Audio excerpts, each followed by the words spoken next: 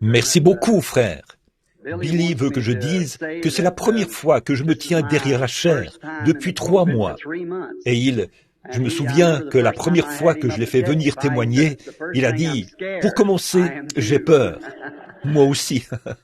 Ça fait environ 35 ans que je suis dans le ministère, et c'est ma plus longue période d'absence de la chair depuis que je suis dans le ministère. J'avais besoin d'un peu de repos. Alors, frère Mosley et moi et quelques frères ici, nous sommes allés faire une petite partie de chasse. Et nous avons bien récupéré maintenant. Ceci, c'est ma première réunion depuis le 1er septembre. Et c'est quelque chose, un ministère, c'est en quelque sorte quelque chose qu'on ne doit pas laisser de côté. Bon, là, je leur ai demandé d'arrêter ce ventilateur, ou de voir s'ils pouvaient l'arrêter, parce que je sais que ça rend l'écoute difficile. C'est vraiment difficile. Je l'ai su quand quelqu'un donnait son témoignage. J'avais du mal à l'entendre. Est-ce que vous entendez bien maintenant? Très bien. Je sais que je dois me tenir très près de ce microphone jusqu'à ce que cela soit réglé. C'est vraiment un grand privilège pour moi et je suis vraiment reconnaissant au président et au chapitre des hommes d'affaires du plein évangile, ici à Yuma, et à tous les ministres. Ces bons chanteurs qui étaient ici à l'estrade il y a quelques instants, j'aimerais les entendre chanter au cours des réunions. C'était vraiment bien. Je me posais des questions alors qu'ils chantaient. Si Jean m'avait vu, je l'espère bien. Eh bien, alors, j'ai appris que vous êtes en train de tenir des réunions de réveil ici. Que le Seigneur vous bénisse abondamment, mon frère, ma sœur, dans l'exercice du ministère, et à tous mes amis de Phoenix et de différents endroits et ceux qui viennent de là-bas, en Californie. Je veux juste dire un mot au sujet des chapitres. Quand je me suis retrouvé parmi les pentecôtistes, j'ai eu une expérience pentecôtiste, sans savoir qu'il existait une église pentecôtiste. J'étais un baptiste missionnaire à l'époque. J'avais reçu le baptême du Saint-Esprit et j'avais découvert qu'il y avait des gens qui croyaient la même chose que ce que j'avais reçu. Et ils l'avaient reçu 40 ans avant moi. Donc, j'en étais un qui, comme Paul l'a dit, je crois, je ne cherche pas à parler comme lui, mais j'étais en quelque sorte né hors saison. Mais mes frères croyaient que je m'étais égaré, que j'avais perdu le nord, comme on dit. Mais je savais que j'avais reçu quelque chose. Alors, mon expérience était exactement comme ce qu'ils avaient reçu là-bas. Et c'est comme ça que j'aime cela. Mais quand je suis venu parmi eux, ce qui brisait le cœur, c'est que j'ai vu qu'ils étaient autant divisés en différentes dénominations que l'était mon église baptiste. Et je croyais qu'il n'y avait qu'un seul groupe de gens qu'on appelait les pentecôtistes, et c'était tout. Mais je me suis aperçu qu'ils avaient plusieurs dénominations différentes. Alors, ils étaient tous des gens très bien. J'en connais dans ces groupes qui sont les meilleurs hommes que j'ai jamais rencontrés de ma vie. Et c'était bien sûr de différentes dénominations. Et pour moi, nous devrions être d'un même cœur avec Christ. Et je n'ai jamais adhéré à une dénomination en particulier. Je suis simplement resté entre eux, à essayer de tenir les mains des deux, et même celles de tous les autres, et dire « Nous sommes frères ». Nous voyons peut-être des petites choses différemment les uns des autres. Mais en dehors de tout cela, nous sommes toujours frères, parce que nous sommes nés du même esprit. Nous sommes la famille de Dieu. Alors, quant aux hommes d'affaires chrétiens, les hommes d'affaires du plein évangile, ce chapitre, j'avais pris part aux premières réunions avec frère Chakarian. Je l'avais connu avant que l'organisation, ou plutôt l'organisme, soit mis sur pied. Je trouvais que c'était quelque chose de formidable. Et ça a été pour moi une porte ouverte qui m'a permis de voyager à l'international par l'entremise de ces hommes d'affaires du plein évangile. En fait, il arrive des fois qu'on trouve un groupe de prédicateurs qui parfois a un petit ressentiment contre un autre groupe à cause de quelque chose que quelqu'un a dit. On ne voit pas cela partout, mais on le voit dans certaines localités. Par exemple, si une église décide de parrainer quelque chose, l'autre n'aura rien à voir avec ça. Mais avec les hommes d'affaires du plein évangile, ça a été pour moi une porte ouverte. Quand ils se réunissent, Alors j'ai tous mes frères autour de moi et nous pouvons collaborer. Il se peut que deux pasteurs aient un ressentiment l'un contre l'autre ou quelque chose du genre. Ceci a été une grande porte ouverte et pendant des années, j'ai voyagé à l'international en leur nom et j'ai prêché dans leur chapitre.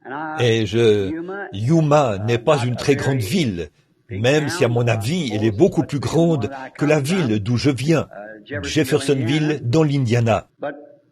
Mais j'ai rencontré votre président ici. Il était et les différents membres de votre chapitre. Et je pense que vous avez ici une excellente occasion. Alors que j'étais assis là ce soir à regarder les gens, je réfléchissais. Vous savez, bientôt nous n'aurons plus ce privilège-ci.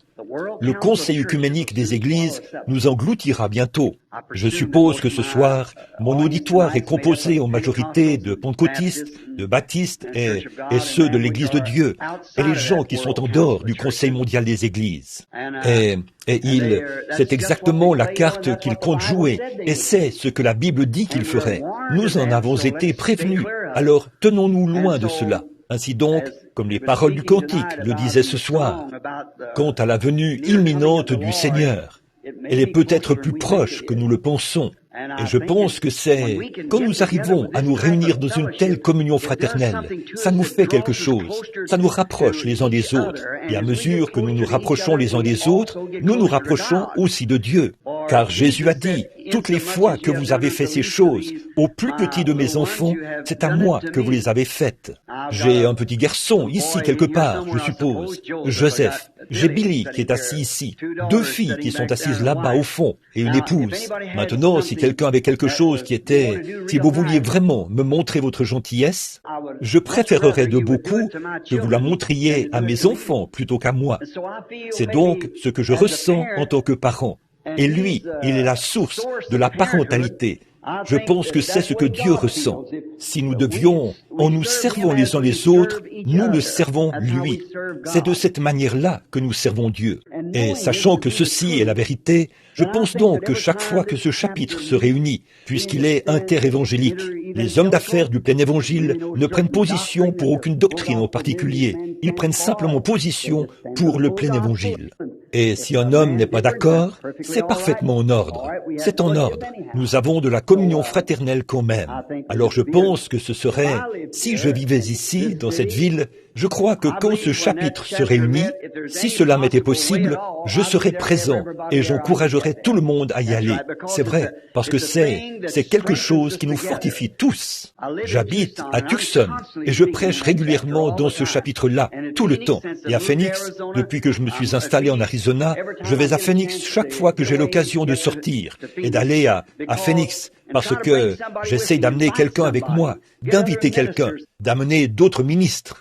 Et ils disent, eh bien, voyez-vous, frère Branham, je dis, peu importe ce que vous, allons-y ensemble, venez avec moi, en tant que mon ami. Faites en sorte qu'ils y passent même un petit moment. C'est tout ce que vous avez à faire. Et ce qu'on voit, c'est que le cœur de tout homme soupire après la communion fraternelle. Et c'est ainsi que nous devrions agir. C'est un grand signe du temps de la fin. Que Dieu bénisse ce chapitre. Puisse-t-il subsister jusqu'à ce que le Seigneur Jésus vienne nous emmener dans la gloire. C'est ma prière.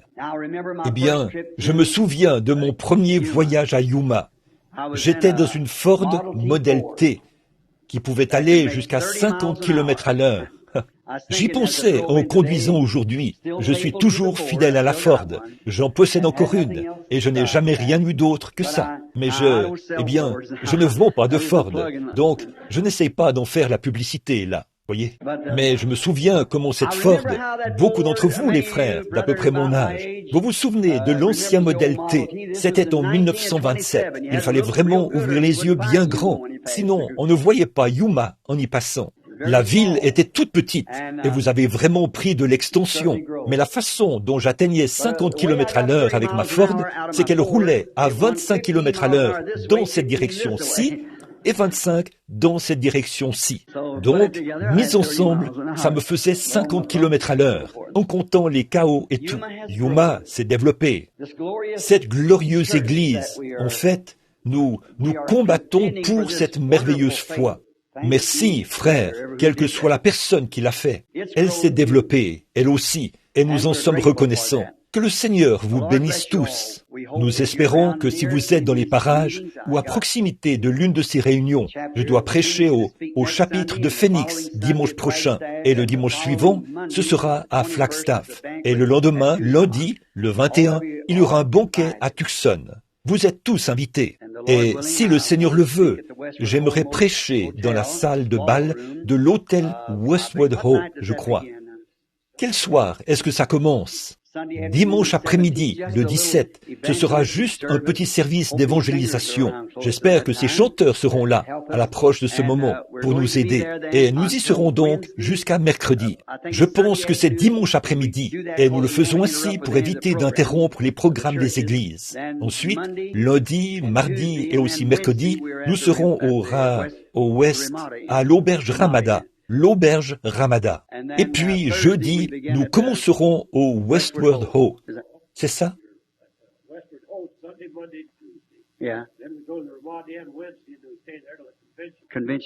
La convention, c'est à l'auberge Ramada. Alors, nous serons heureux de vous compter parmi nous en tout temps.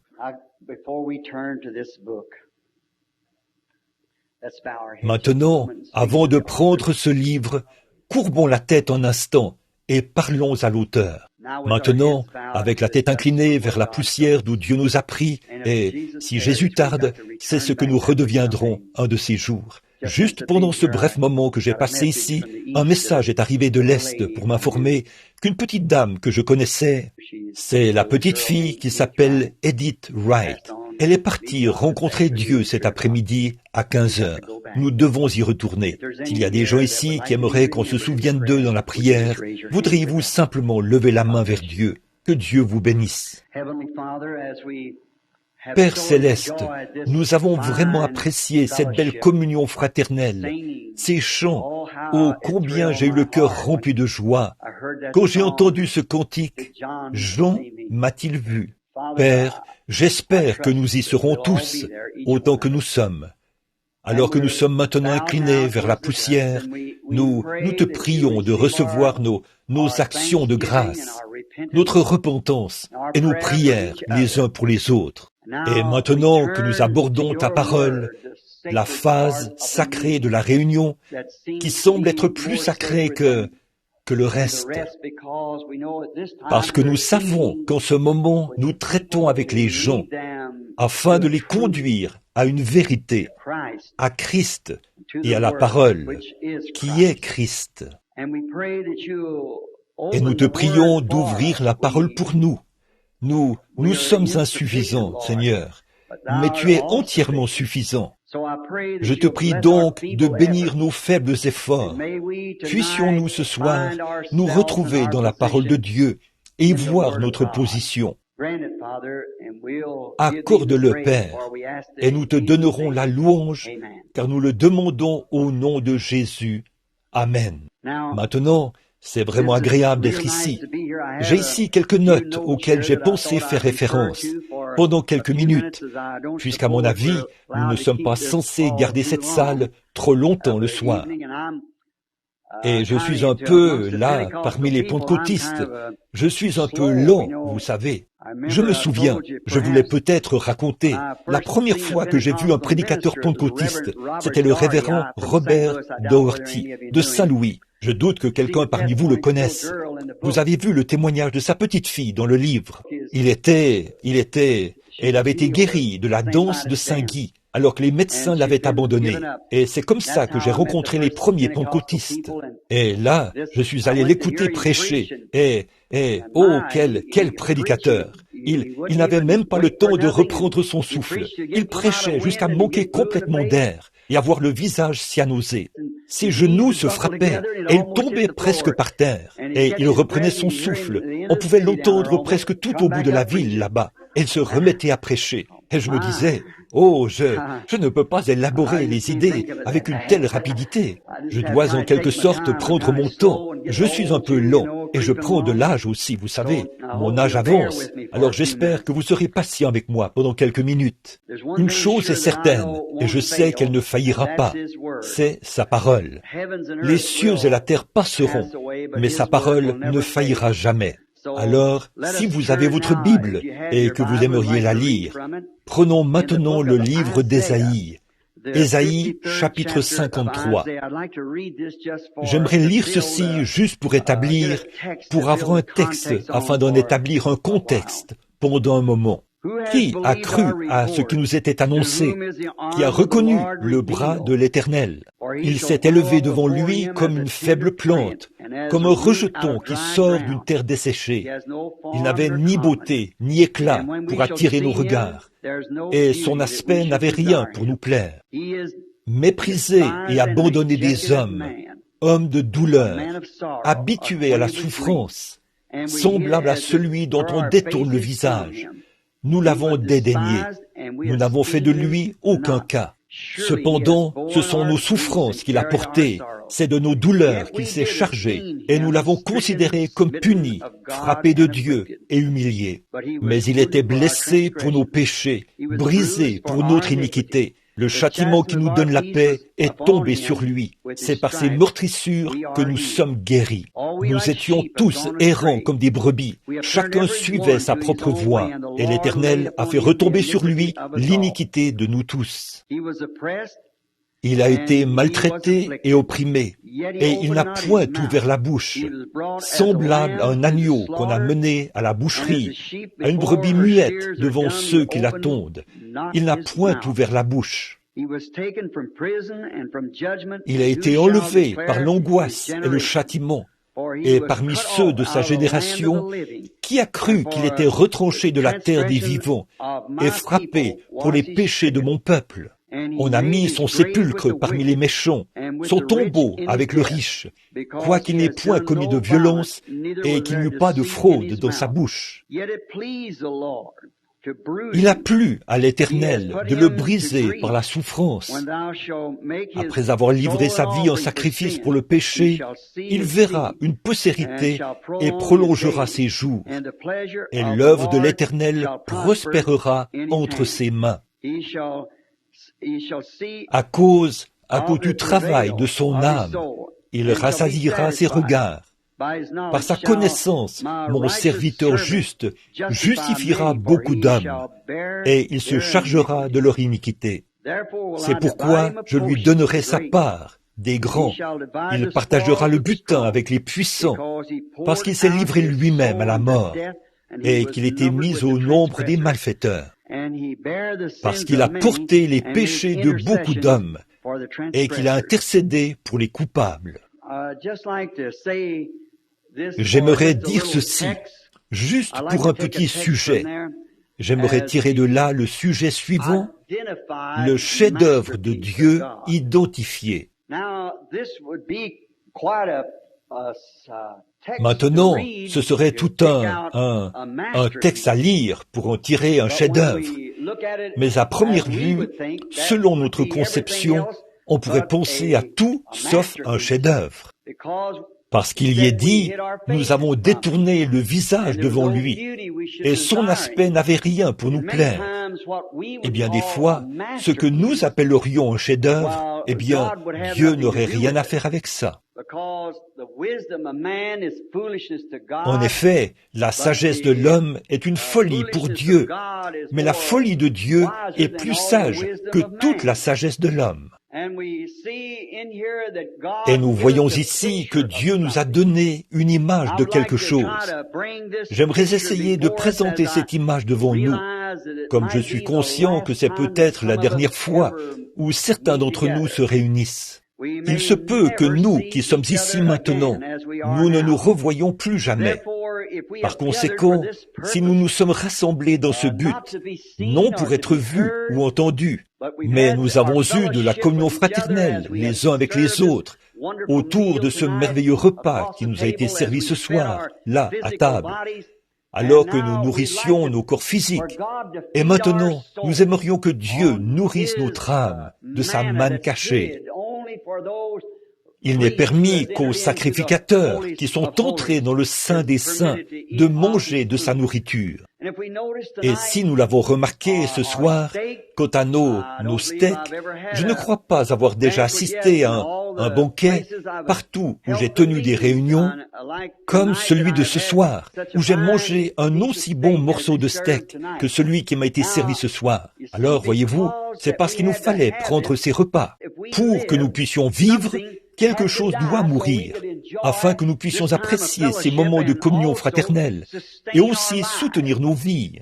Il n'y a pas longtemps, je parlais à un homme qui était végétarien et il m'a dit, « Eh bien, je ne suis pas d'accord avec vous. » Eh bien, il m'avait en quelque sorte envoyé une lettre pour solliciter de moi une rencontre en privé. Et il a dit, « Frère Branham, je vous ai toujours considéré comme un saint homme. » Il a dit, « Mais quand je vous ai entendu dire que vous avez pris du jambon et des œufs au petit déjeuner, a-t-il dit, ça m'a renversé. » Eh bien, là, je ne voudrais pas mettre une pierre d'achoppement sur son chemin. Bon, c'est sa façon de croire. Mais j'ai dit, eh bien, monsieur, si je ne mange pas, je ne vis pas. Il a dit, mais voyez-vous, vous avez dû manger du porc et tuer un poulet. J'ai dit, monsieur, nous ne vivons que de substances mortes. Peu m'importe ce que vous mangez. Vous mangez des légumes. Si vous mangez du pain, le blé a dû mourir. Si vous mangez du maïs, ce maïs a dû mourir. Si vous mangez des haricots, ce haricot a dû mourir. Peu importe ce que vous mangez, vous ne pouvez vivre au plan physique que si quelque chose meurt, afin que vous puissiez vivre. Alors, peu importe ce que vous faites, même boire du lait, il y a des bactéries, peu importe ce que c'est, vous devez vivre de substances mortes.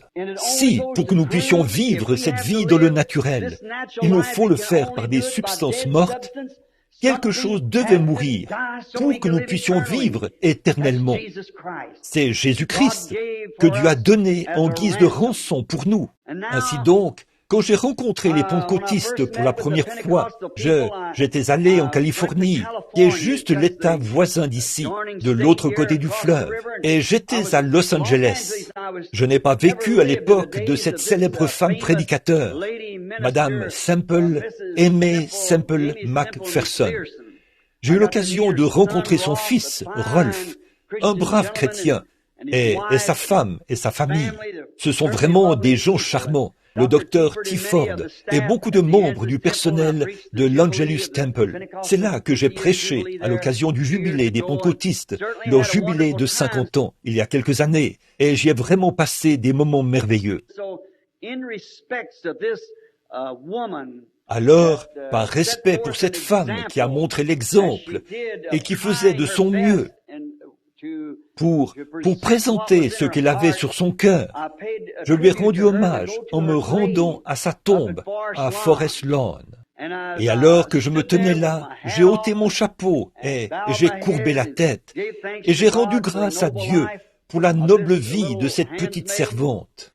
Par la suite, l'équipe avec laquelle j'étais, un groupe de ministres, m'a demandé si je voulais aller visiter Forest Lawn en entier. Et à l'intérieur de la morgue qui s'y trouve, ou peu importe le nom que vous donnez à ça, je regardais les différentes représentations. J'ai vu la Sainte Seine et je me suis arrêté. Beaucoup d'entre vous l'ont remarqué, quand on fait briller les lumières là-dessus, sur la scène. Vous en avez entendu parler. Mais l'une des choses les plus remarquables que j'ai vues là-bas, c'est ce qui se trouve du côté est, je crois. Quand on passe la porte, il y avait là une statue de Moïse. C'est cette œuvre qui était le couronnement de la vie de Michel-Ange.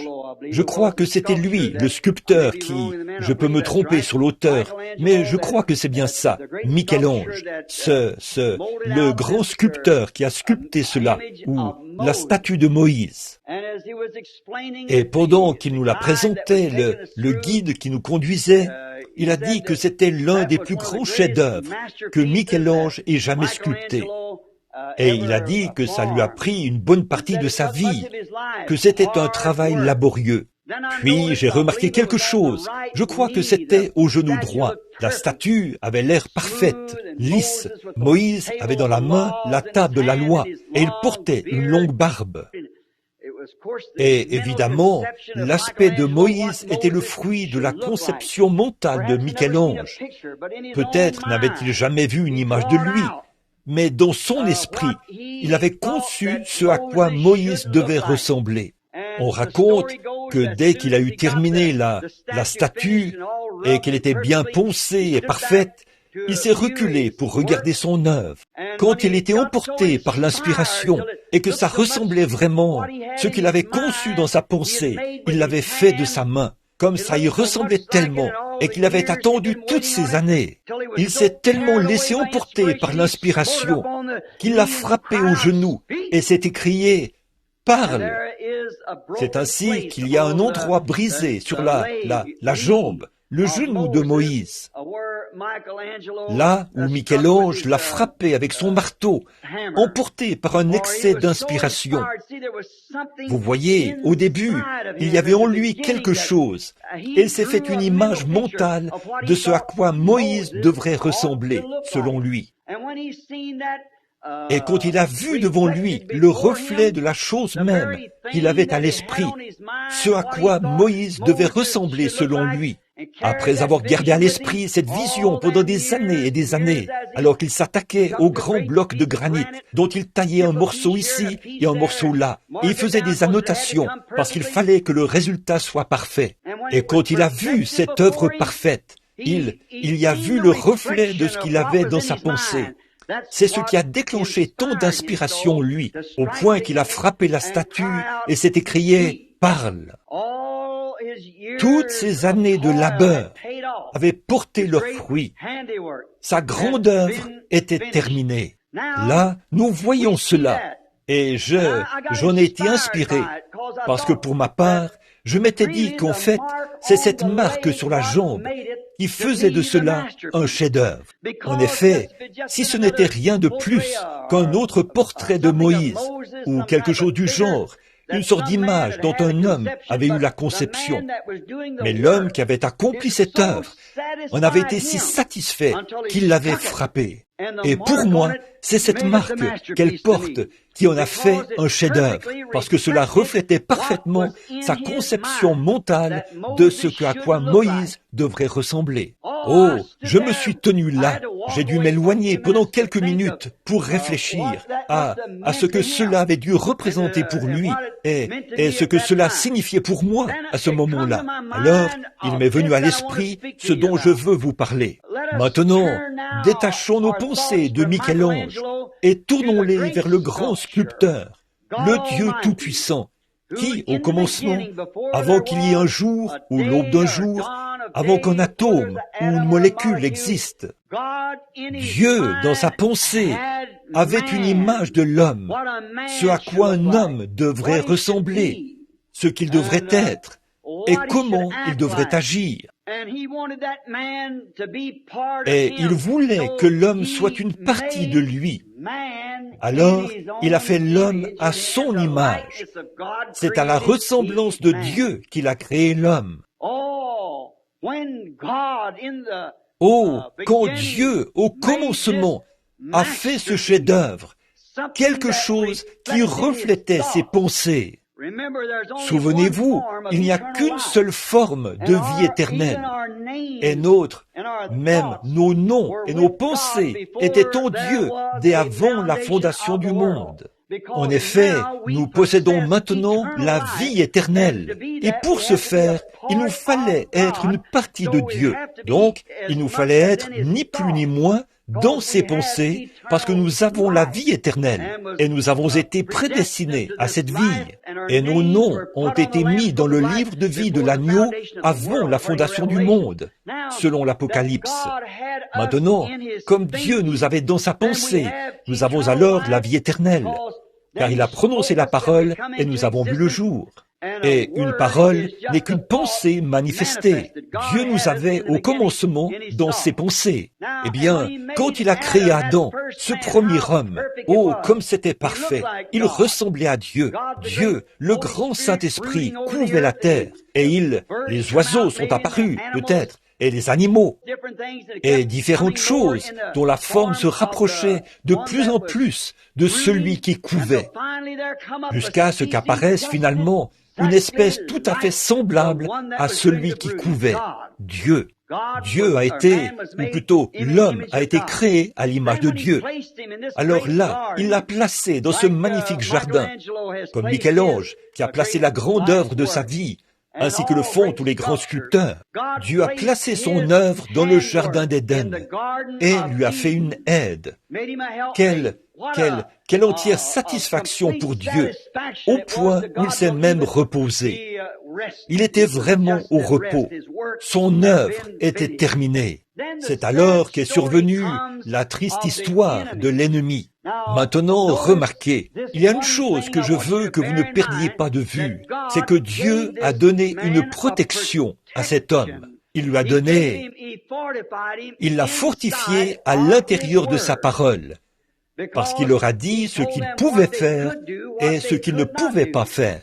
Et c'est la même base qui est établie pour nous aujourd'hui. Ce que nous pouvons faire et ce que nous ne pouvons pas faire. Peu importe combien nous sommes bons, combien nous allons à l'église, ou faisons ceci, il nous faut naître de nouveau. Voyez, il le faut. Dieu a dit à Adam ce qu'il pouvait faire et ce qu'il ne pouvait pas faire. Il l'a placé derrière sa parole. Puis l'ennemi est entré par la ruse et s'est glissé dans l'enceinte de la parole de Dieu, parce que la porte lui était ouverte. Et il a déparé cette image par le péché. C'est l'une des histoires les plus tristes. Pensez-y à cet homme qui avait été créé à l'image de son Créateur. Il avait été donné un mur derrière lequel se retrancher, et cette parole ne pouvait jamais faillir. C'est ça, l'espérance du chrétien. C'est son bouclier, c'est son armure, c'est son rocher aujourd'hui. Restez derrière la parole, tous les croyants. Donc, vous ne devez jamais sortir de derrière cela. Quand vous le faites, vous ouvrez la porte à l'ennemi. Quand ils disent, « Oh, eh bien, vous pouvez faire un peu de ceci et un peu de cela. » Dieu veut que vous vous sépariez de tout ce qui est appelé péché, que vous soyez entièrement mis à part pour lui et pour lui seul. Il a un but dans votre vie et dans la vie de chaque individu, et personne d'autre sur la face de la terre ne peut prendre votre place. Dieu a quelque chose pour vous, c'est ainsi que vous avez été conçus. Vous avez été conçus ainsi dans un but. Dieu est souverain dans son œuvre. Il a même, les choses sont différentes. Nous sommes différents les uns des autres. Nous le voyons dans la vie animale. Nous voyons dans la vie animale qu'il y a un animal dont Dieu a fait une bête de somme, le cheval par exemple, et il doit travailler. Et la vache est faite pour le sacrifice. Mais le lion et le tigre vagabondent dans la forêt sans travailler, sans faire quoi que ce soit. Il a créé un grand animal comme l'éléphant, et il a aussi créé un tout petit animal comme la souris. Maintenant, qui peut dire à Dieu quoi faire et comment le faire? Il le fait à sa manière à lui.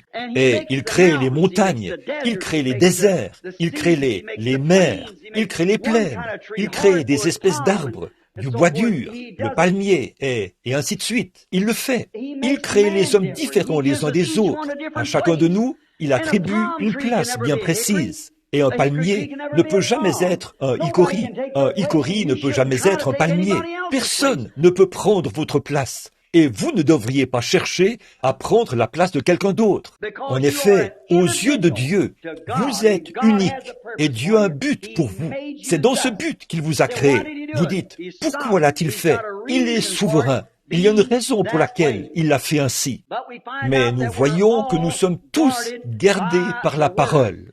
Nous voyons ces corps célestes qui sont dans le ciel. La Bible dit que même une étoile diffère d'une autre. Il y a Sirius et les autres, et Mars et Jupiter, et tous ces différents corps. Ils sont différents les uns des autres. Le soleil est différent de la lune, et la lune est différente des étoiles. Puis il y a les anges, par exemple. Il y a des séraphins et des chérubins, des anges et de grands anges, selon leur rang. Et même dans le nouveau monde à venir, les rois de la terre apporteront leur honneur dans la ville. Nous serons toujours ainsi. En effet, Dieu n'est pas comme le programme Harmony House de Sears et Roebuck. Il est un Dieu de variété. Il fait l'un d'une manière et l'autre d'une autre manière. Mais nous devons servir Dieu tel qu'il nous a créés, être heureux et rester derrière sa parole. Et c'est ainsi que Dieu a fait les choses.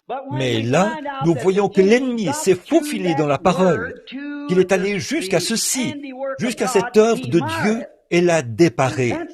Et c'est exactement ce qu'il est en train de faire maintenant. Il se faufile dans cette œuvre, cet ennemi, pour chercher à faire de nous un conseil mondial des églises. Et l'homme les hommes ne peuvent même pas se mettre d'accord entre eux.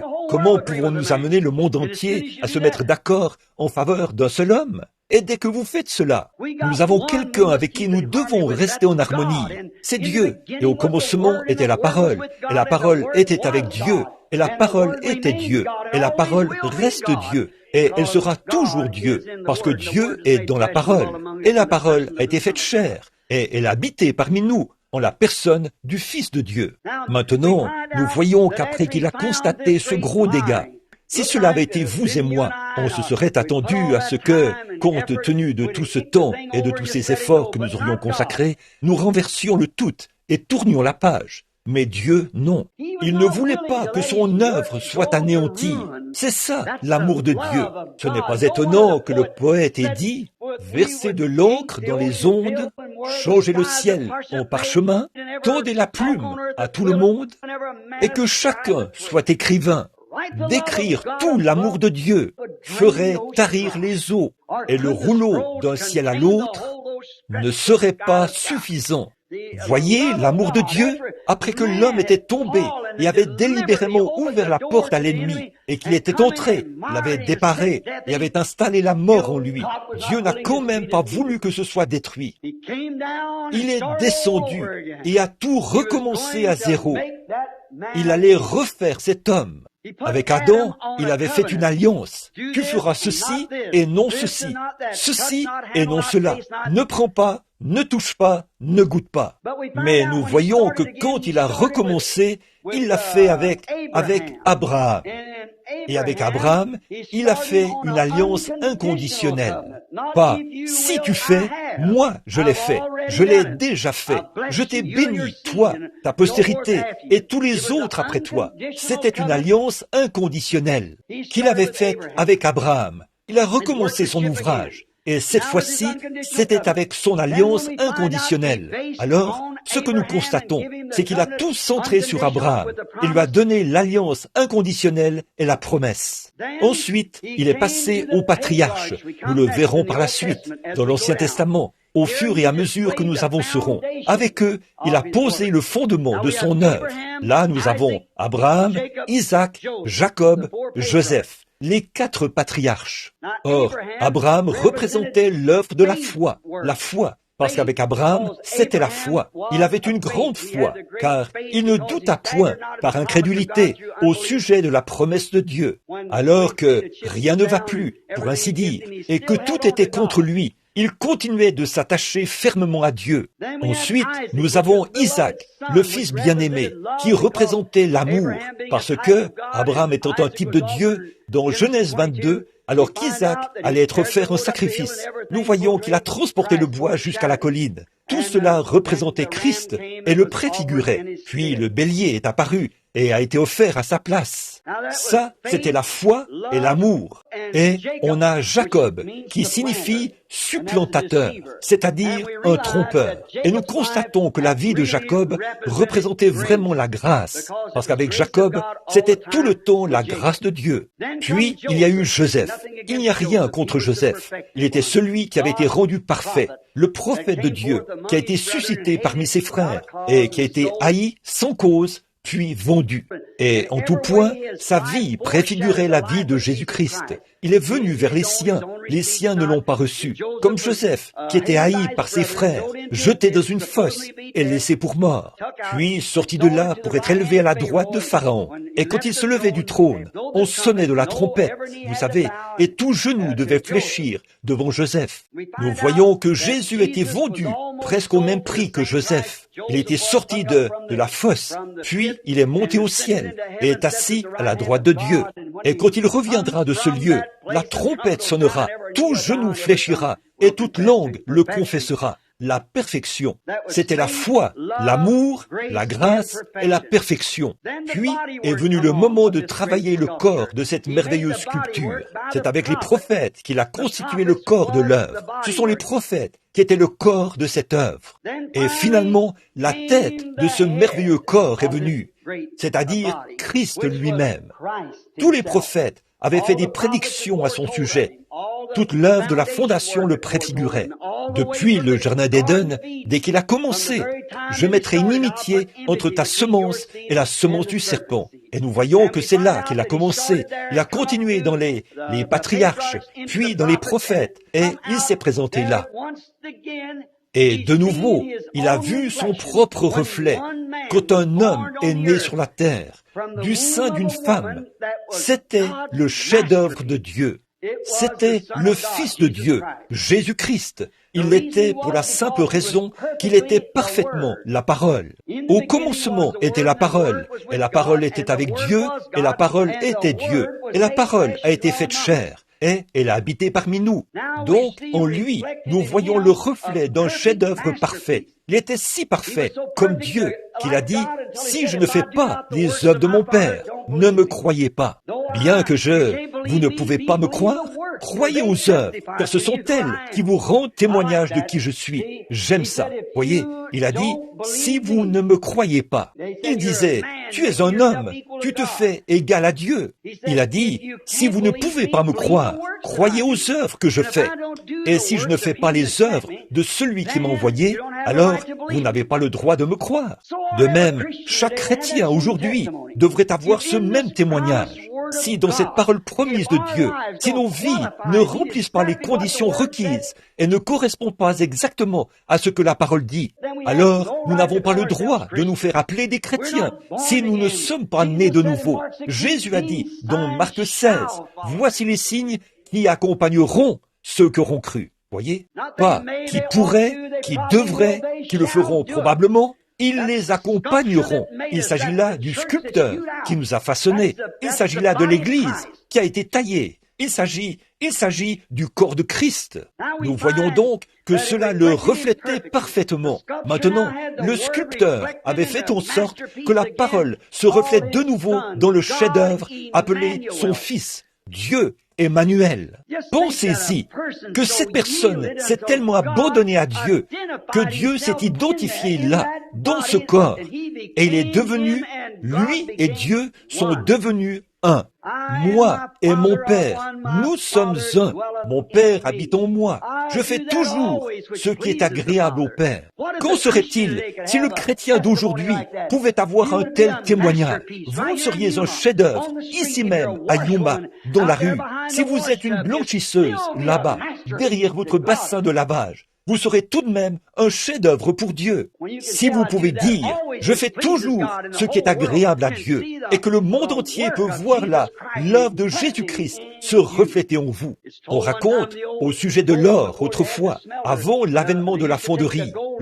Autrefois, on prenait de l'or et on le battait. C'est ce que faisait le batteur. Les Indiens, dans l'ancien temps, quand l'Arizona était à ses débuts, on battait l'or jusqu'à ce que le batteur voie son propre reflet dans l'or. On le battait pour le débarrasser totalement de la pyrite, des impuretés, de la saleté, jusqu'à ce que le batteur puisse voir son propre reflet, comme dans un miroir, à force de le battre. Eh bien, c'est ce que fait l'Évangile. Bon nombre de gens n'aiment pas qu'on les reprenne, qu'on les batte. Eh bien, ce qu'il faut à l'Église ce soir, c'est une bonne vieille raclée du Saint-Esprit qui débarrasse du monde et des choses du monde. C'est ce qu'il faut aux pentecôtistes ce soir. C'est ce qu'il faut à nos mouvements ce soir. Une bonne raclée à l'ancienne mode, à la manière de l'or que l'on retourne et l'on bat jusqu'à ce que nous soyons totalement débarrassés du monde et que nous reflétions Jésus-Christ. Si j'amène cette poignée de personnes qui sont ici ce soir à se donner entièrement à Christ et à consacrer leur vie à Christ, je peux faire plus avec cette poignée de gens, ou plutôt, Dieu peut faire plus avec cette poignée de gens qu'on le pourrait avec l'ensemble du Conseil œcuménique des Églises à l'égard du royaume de Dieu. Tout ce dont Dieu a besoin, c'est qu'un homme s'abandonne entièrement entre ses mains. Mais voyez-vous, nous ne voulons pas rester bien tranquilles et le laisser battre ce côté-ci, ce côté-là, nous débarrasser de ceci, nous débarrasser de cela, nous débarrasser de cette idée-ci et de celle-là, et laisser Jésus-Christ se refléter en nous. Nous voyons trop de films, nous avons trop de télévision, nous avons trop d'autres divertissements mondains. C'est au point où les gens ont perdu le goût de l'Église. C'est parce que le Saint-Esprit est parti et que quelque chose d'autre est entré. C'est vrai, mes amis. J'entends les témoignages des pentecôtistes à l'ancienne mode au sujet des réunions de prière qu'ils avaient toute la nuit. Il y a 40 ou 50 ans, nos pères et nos mères priaient toute la nuit. Les gens les détestaient dans la rue. Et aujourd'hui, nous pensons que si tout le monde ne nous passe pas la main dans le dos, c'est qu'il y a quelque chose qui cloche chez nous. Malheur, lorsque tous les hommes diront du bien de vous, il a été méprisé et rejeté des hommes, et nous sommes à son image. Amen. Ce qu'il nous faut aujourd'hui, ce sont de vraies réunions de prière, des réunions de prière authentiques, un nettoyage de la chair jusqu'au concierge. Toute la maison de Dieu doit être nettoyée, battue, afin de refléter l'image du batteur, et que l'évangile soit prêché de la puissance de la résurrection de Christ. C'est vrai, ce petit évangile social que l'on présente, puis on passe la main dans le dos de celui-ci et on fait de celui-ci un diacre et de celui-là un surveillant ou quelque chose du genre. C'est juste de la politique. N'est-ce pas là exactement ce qui s'est passé à Nicée, à Rome? Nous devons nous éloigner de ce genre de choses. Méthodistes, baptistes, presbytériens, pentecôtistes et tous les autres, nous devons abandonner ces choses. La politique n'a pas sa place dans l'Église. C'est le Saint-Esprit qui doit prendre le contrôle de l'Église et non un vote politique pour déterminer qui est qui. Dieu a placé dans l'Église les uns comme apôtres, les autres comme prophètes, les autres comme docteurs, comme évangélistes et comme pasteurs. Ce ne sont pas les hommes qui les y ont élus, c'est Dieu qui les y a placés par l'appel du Saint-Esprit, des réunions de prière, l'imposition des mains et le fait de rester devant Dieu. Mais aujourd'hui, nous avons tant rendu notre religion sociale que c'est presque comme la politique elle-même. Et ça, nous le faisons dans toutes nos dénominations. Personne ne peut prétendre qu'il n'y a que l'autre qui le fait. Nous en sommes tous coupables. Parmi eux, il y a de véritables hommes et de véritables femmes. Mais le problème, selon moi, c'est que nous devenons trop la minorité. Ces gens sincères qui veulent croire et qui veulent la puissance de Dieu. Il y en a trop qu'on fait entrer par des considérations sociales. Eh bien, celui-ci, c'est un brave homme. C'est quelqu'un de bien. Nous avons de bonnes églises. Nous construisons de bonnes églises et de meilleures églises que celles que nous avions autrefois. C'est très bien. Il n'y a rien contre cela. J'aime voir l'Église prospérer. Mais frère, je préfère la voir prospérer dans la puissance du Seigneur, plutôt que de la voir prospérer dans les choses du monde. Revenez à l'Évangile de nouveau.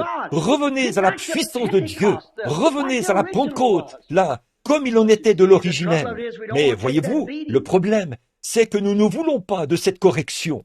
Vous pouvez dire quelque chose au sujet de quelque chose d'immoral que fait l'Église, ou de quelque chose de social, et hop, on vous rejette, on vous ferme les portes. Vous n'y avez plus accès, voyez, parce qu'ils tiennent une réunion pour entériner votre exclusion. On ne veut plus de vous. On dit, vous êtes fous, vous avez perdu la raison. Mais pour moi, tant que c'est « ainsi dit le Seigneur », ce que qui que ce soit dit n'a pas d'importance. Il faut la puissance de Christ pour changer un homme. Il faut la puissance de Christ pour garder un homme.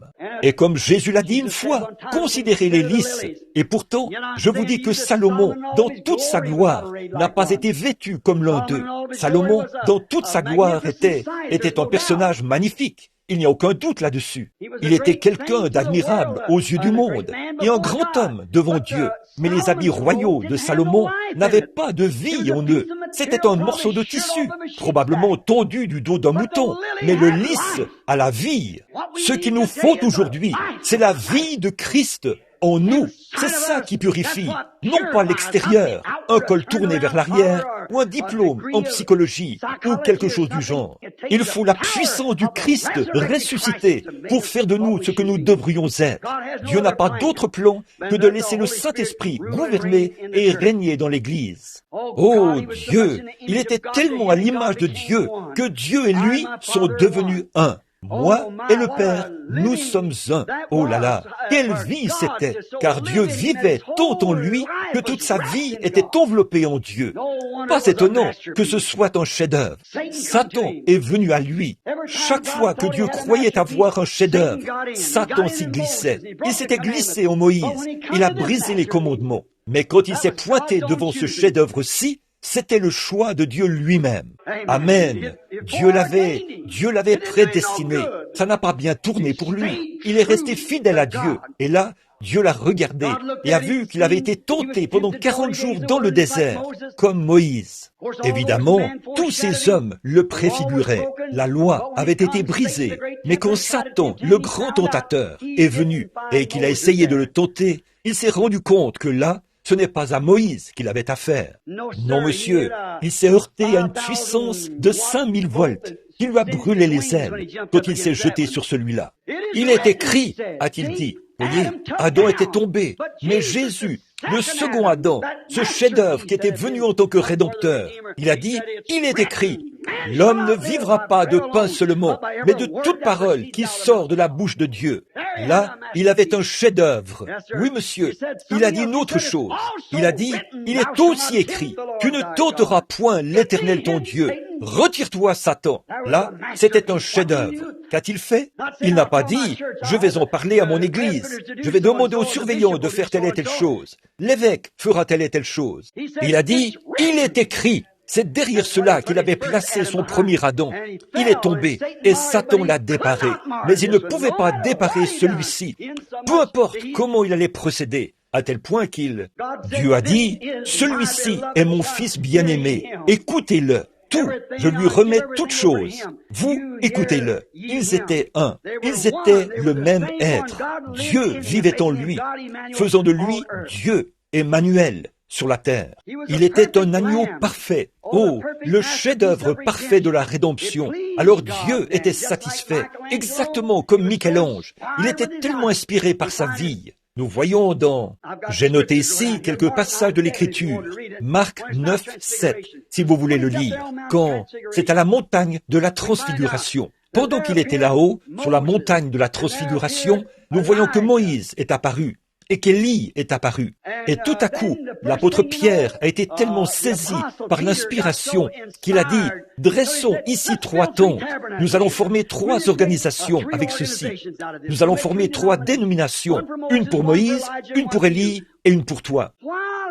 Comme il parlait encore, une voix s'est fait entendre de la nuée. En ces mots, celui-ci est mon fils bien-aimé. Je suis tellement satisfait de lui que je vais le frapper. Pour vous, écoutez-le. Il va parler. Il était blessé pour nos péchés. Il était brisé pour notre iniquité. Il était un agneau, l'agneau de Dieu, le sacrifice parfait. Jamais personne n'avait vécu comme lui auparavant, et jamais personne n'a vécu comme lui par la suite. Il était le chef-d'œuvre parfait. Il concordait en tout point à la parole de Dieu. Au commencement, Dieu a donné sa parole, une portion pour cette période de temps-ci, pour cette période-là et pour cette période-là. C'est là que les hommes sont tant confus et séduits aujourd'hui. Ils essaient de bâtir sur quelque chose qui s'est produit il y a 40 ou 50 ans. Cela a été donné pour cet âge-là. À quoi cela aurait-il servi à Moïse de venir avec le message d'Enoch? À quoi cela aurait-il servi à Moïse de venir avec le message de Noé? À quoi cela aurait-il servi à Jésus de venir avec le message de Moïse? Voyez, et à quoi cela aurait-il servi à Wesley de venir avec le message de Luther? À quoi cela aurait-il servi aux pentecôtistes de venir avec le message de Wesley? Vous voyez ce que je veux dire? Tout a été assigné ici dans la Bible, et nous devons connaître l'âge et l'heure, et ce qui a été prévu pour nous. Et c'est là que nous échouons aujourd'hui. Nous lisons tout sauf la Bible. Voici le jour que nous devrions vivre. Voici le jour dans lequel Dieu nous a placés ici. Regardons dans la parole. C'est pour cela qu'ils n'ont pas pu voir Jésus. Ces pharisiens, ces sadducéens et ces hérodiens, les différentes organisations de l'époque, avaient tellement bien ficelé les choses. Tout était si parfaitement ficelé qu'il n'y avait aucun moyen d'y échapper. selon eux. Mais quand il est venu, il était différent de ce que tous pensaient. C'était un humble petit homme, né dans une crèche, censé être un enfant illégitime, et tout. Et pourtant, il est venu exactement comme l'Écriture avait dit qu'il viendrait. Et ils étaient habitués à ce que Moïse avait dit. Pourtant, Moïse avait parlé de lui. Il a dit, eh bien, si vous aviez connu Moïse, vous m'auriez connu. Moïse a parlé de moi, mais ils ne pouvaient toujours pas voir ces choses. Ils étaient tellement brouillés dans leur tradition qu'ils ne pouvaient pas voir ces choses. Mais voyez-vous, il n'était pas venu pour refléter les organisations de cette époque-là. Il n'était pas venu pour refléter la religion sectaire. Il était venu pour refléter le Père, et le Père était la parole. Amen. Maintenant, je me sens vraiment religieux. Il était venu pour refléter la parole du Père. Dieu a dit qu'il serait là, et il était là. Le chef-d'œuvre parfait de la merveilleuse œuvre de Dieu.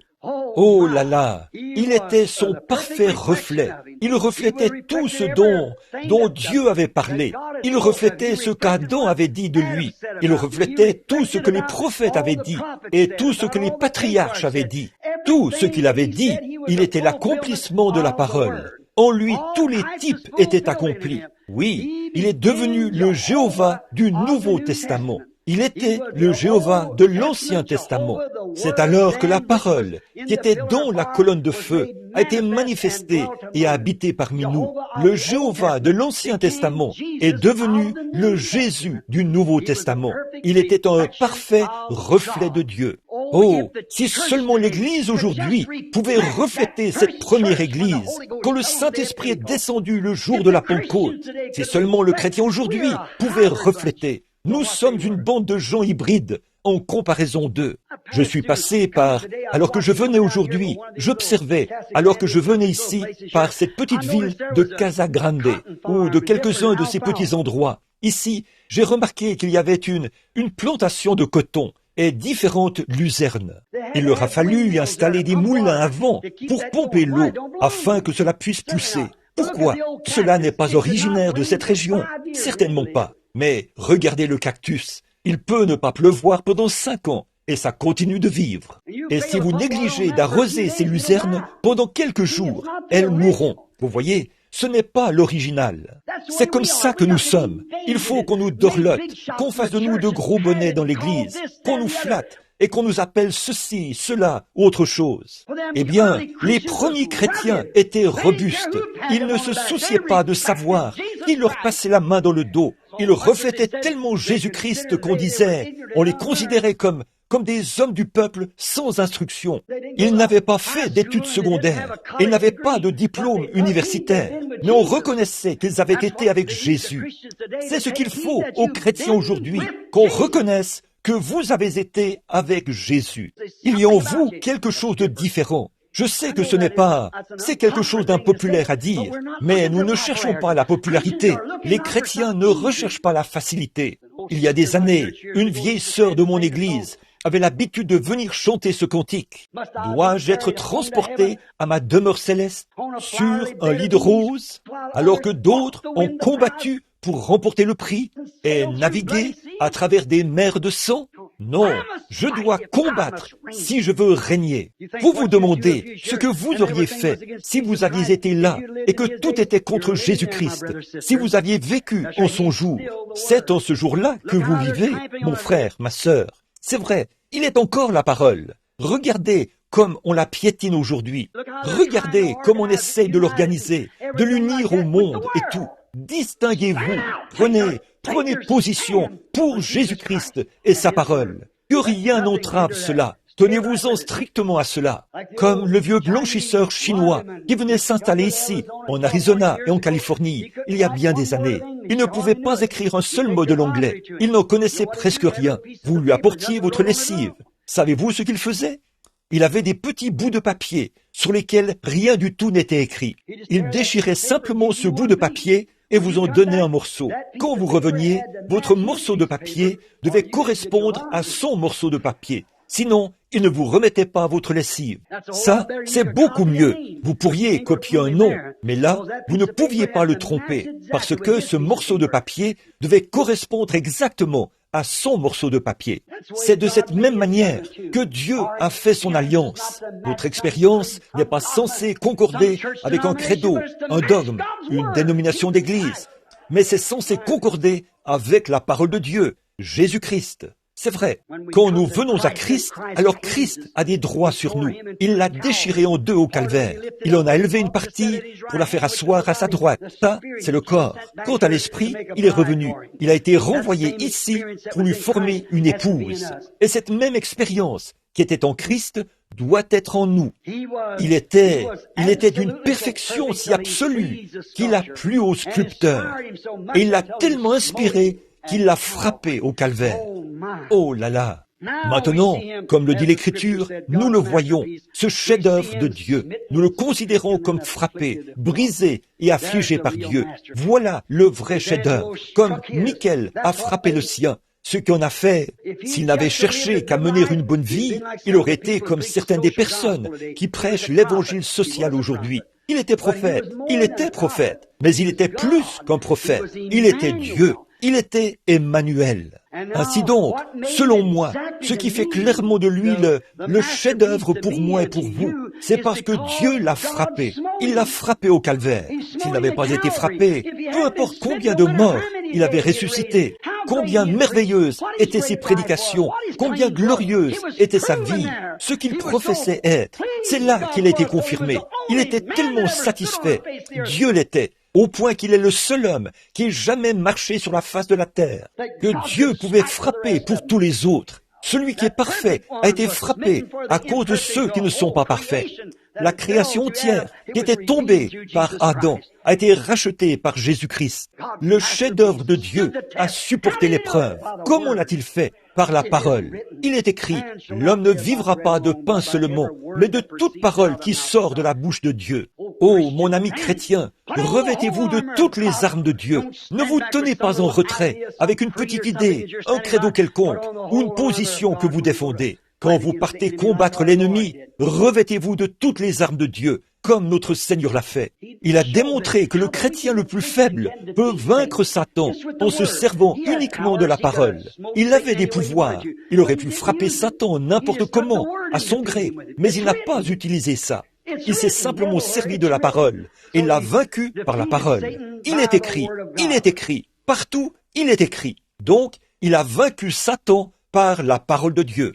Eh bien, c'était un chef-d'œuvre parfait et Dieu l'a frappé. Quel exemple c'était! Quelle chose véritable! Et vous parlez de la sculpture de Michel-Ange, de Moïse qui était frappé à la jambe. La Bible dit, cet homme a été défiguré plus que tous les hommes. Il était tellement défiguré qu'il ne ressemblait même pas à un fils de l'homme. Il était battu, il était brisé, il était sanglant. Il était meurtri. Tout ce qui pouvait être fait, il avait l'air d'un gros tas de sang et d'eau qui marchait. Il ne ressemblait même pas à un être humain, alors qu'il se traînait vers le calvaire. Dieu l'avait frappé pour nous. C'est ce qui fait de lui le chef-d'œuvre parfait. Oh, comme je l'aime, sachant qu'il a fait cela pour moi, sachant qu'il a fait cela pour vous. Comment pourrions-nous égaler cela? Personne ne pouvait égaler cela. Personne n'est digne d'égaler cela. Nous étions ici sans espérance, nous qui étions sans Dieu, nous qui n'avions aucun moyen d'être rachetés. Chacun de nous est né par le sexe, et il nous fallait en payer le prix, tout simplement. Mais celui qui était parfait est arrivé, et il était si parfait et si agréable que Dieu l'a frappé pour vous et pour moi.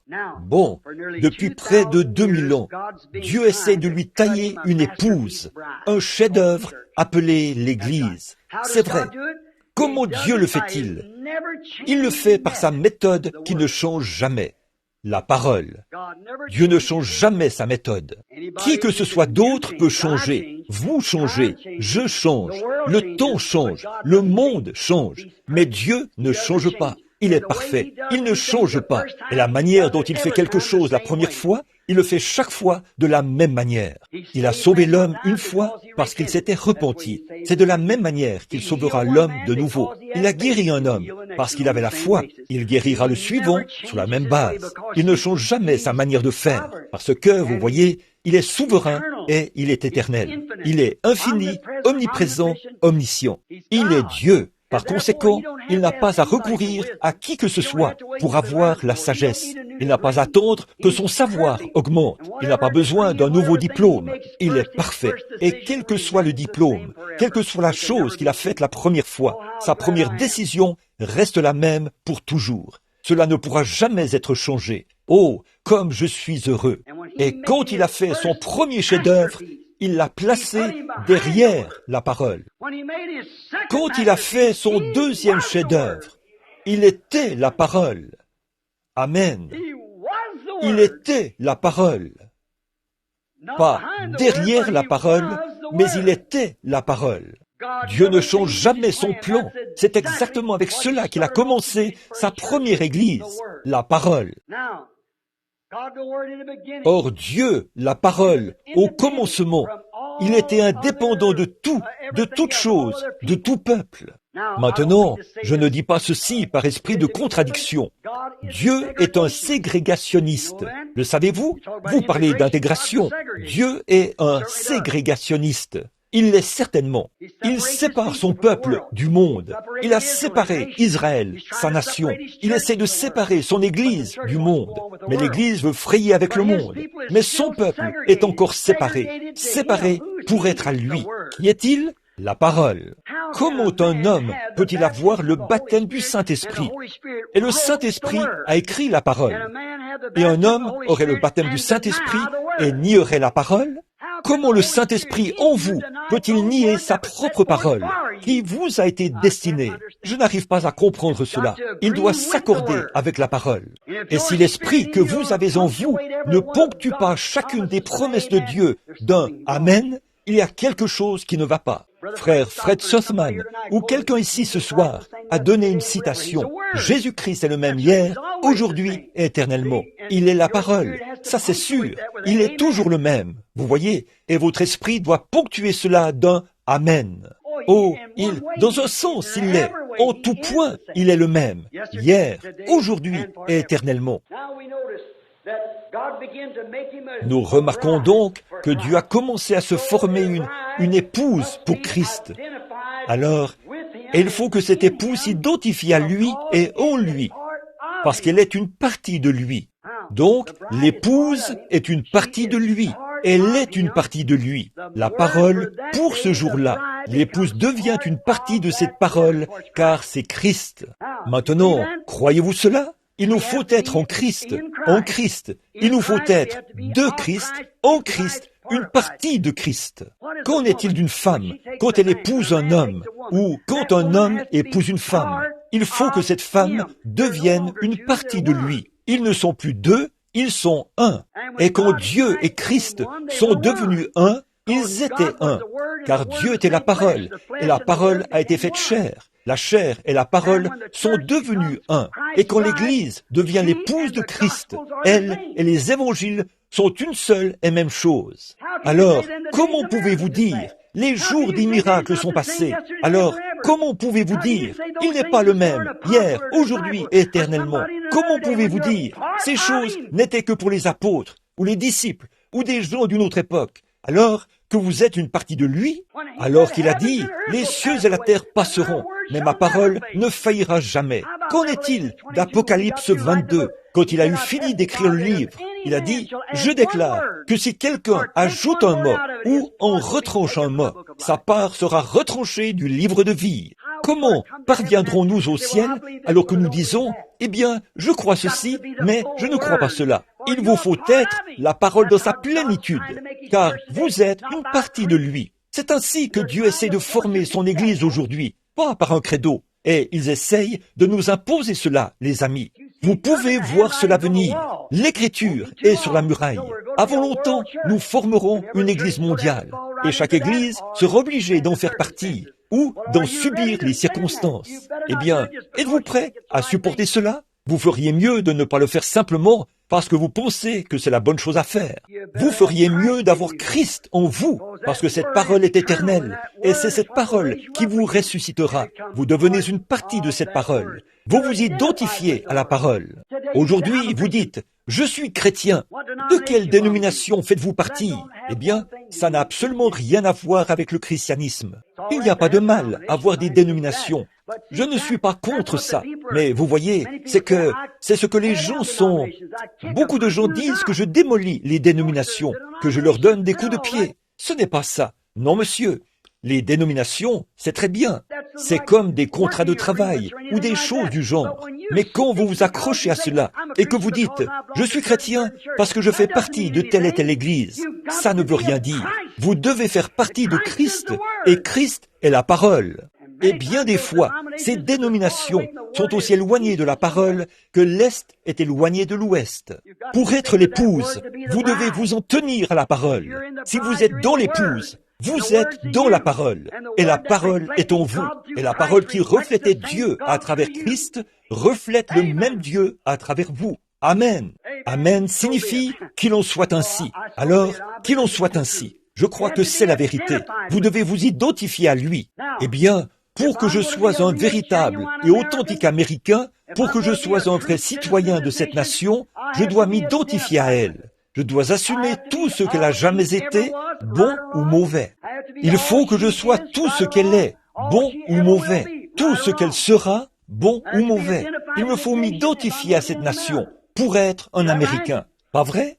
En temps de gloire ou de honte, dans la liberté ou dans la flamme, peu importe ce qu'elle traverse, je dois être le bâtisseur de son immortalité. Je dois me tenir là et faire bloc. Tout ce qu'elle est, je le suis. Tout ce qu'elle a jamais été, je le suis. Tout ce qu'elle sera, je dois en être un participant. C'est vrai. Pensez-y un instant. Alors, pour ce faire, en tant qu'Américain, je vais vous le montrer, de sorte que vous soyez certain de saisir cela, alors que je termine.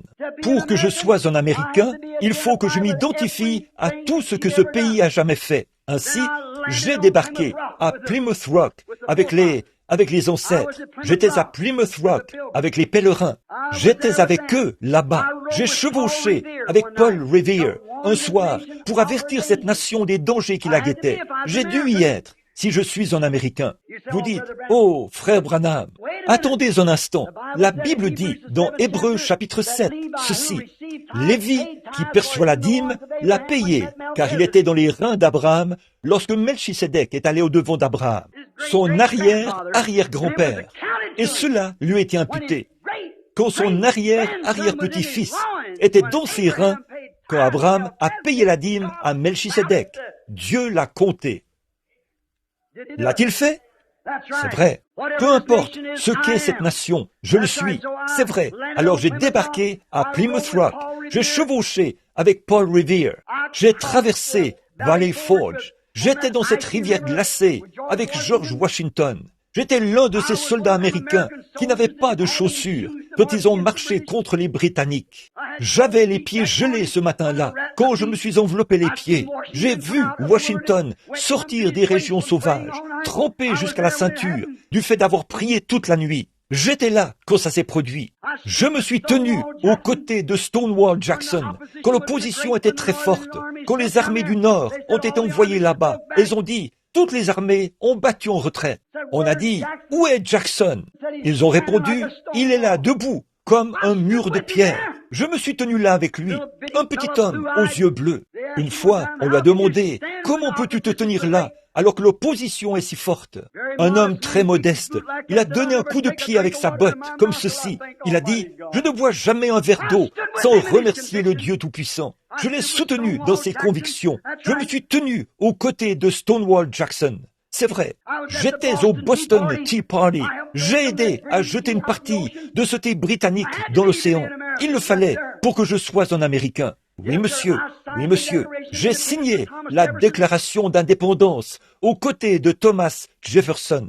J'ai sonné la cloche de la liberté le 4 juillet 1776. Je m'identifie à sa honte lors de la Révolution, quand un frère luttait contre son frère et un père contre son fils. Je dois m'identifier à sa honte, de même que je m'identifie à sa gloire. c'est tout à fait vrai. J'étais sur Wake Island quand tous ces soldats ont perdu la vie. Je les voyais tomber. Je les ai vus quand ils se sont emparés de Wake Island. J'ai aidé à hisser le drapeau sur Guam. Certainement, tout ce qu'elle était et tout ce qu'elle a jamais fait, tout ce qu'elle est maintenant, je dis fièrement que je suis une partie d'elle, parce que je suis heureux d'être américain. Pas vous? Pour que je sois un chrétien, je dois faire pareil. Alléluia! Oui, monsieur. Si je suis un chrétien, alors j'ai prêché l'évangile avec Noé et j'ai averti les gens du jugement à venir. Oui, monsieur. J'étais de leur nombre à cette époque-là. Je faisais partie de l'économie de Dieu. J'étais avec Moïse au buisson ardent. J'avais été chassé de l'Égypte avec Moïse. Je m'étais enfui dans le désert et j'étais avec lui au buisson ardent. J'ai entendu sa voix. J'ai vu sa gloire. J'ai vu la colonne de feu dans ce buisson là-bas parler à Moïse. J'étais avec lui à la mer Rouge quand elle s'est ouverte. J'ai vu la colonne de feu s'établir sur le mont Sinaï. J'ai mangé la manne dans le désert et j'ai bu au rocher frappé. Alléluia! Je n'ai pas l'impression d'avoir 55 ans en ce moment. Amen. Oui, monsieur. J'ai mangé de la manne dans le désert avec les enfants hébreux là-bas dans le désert. Et j'ai bu à ce même rocher frappé. Je me suis tenu avec Josué ce matin-là, alors qu'il regardait les murailles de Jéricho et qu'il a vu un homme qui se tenait là. Il a tiré son épée, il a couru à sa rencontre. Il a dit, « Es-tu des nôtres ou es-tu du côté de notre ennemi ?» Il a dit, « Je suis le chef de l'armée de l'Éternel. » J'ai vu Josué jeter son épée par terre. Je me suis agenouillé avec Josué quand je me suis prosterné devant lui, le chef de l'armée de l'Éternel. J'ai vu s'écrouler les murailles de Jéricho au son de la trompette. J'ai vu Josué dire, « Soleil, arrête-toi, et toi, lune, arrête-toi sur Ajalon, ne bougez pas. » J'ai vu le soleil s'arrêter et la lune ne pas manquer de donner sa lumière. J'ai vu tout cela se produire. J'étais avec Daniel dans la fosse aux lions, avec les enfants hébreux dans la fournaise ardente. J'étais avec Élie là-bas quand le monde entier l'a rejeté, y compris Akab et toute leur Jézabel, aux cheveux coupés et tout ce qu'il y avait à cette époque-là, leurs phares, leurs poudres, toutes les choses qui s'étaient emparées de l'Église.